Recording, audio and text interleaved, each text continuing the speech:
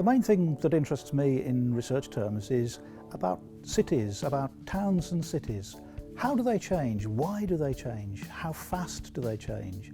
And how does that change affect the people who live and work in them?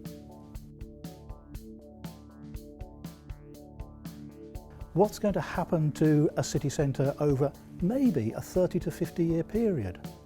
And we saw that particularly in Birmingham after the Second World War bombing. And the city was bombed fairly badly, and the idea of replanning really was to try to repair the damage, to bring functions back into the city centre that had gone through the bombing, through the economic crisis and so on.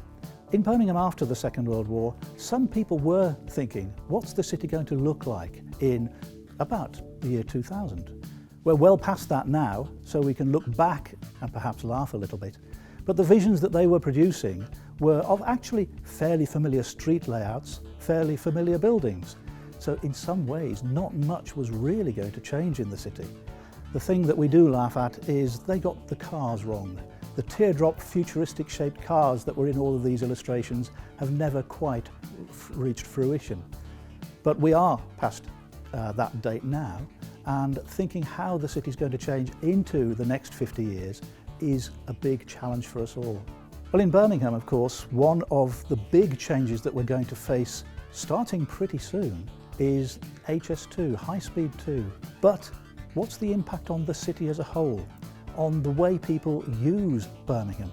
Are we going to become just an outer suburb of London? Or is it going to attract business and people from London to come and work in Birmingham and the West Midlands?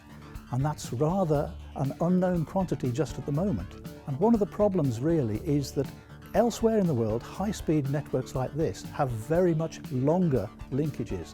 The 90 or 100 miles between Birmingham and London is not very far.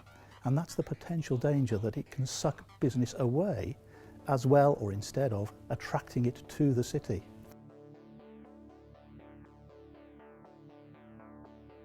Of course, some of the areas we've looked at have been suburbs, like the research that we did in Stratford-on-Avon, and it also has an impact on policy making.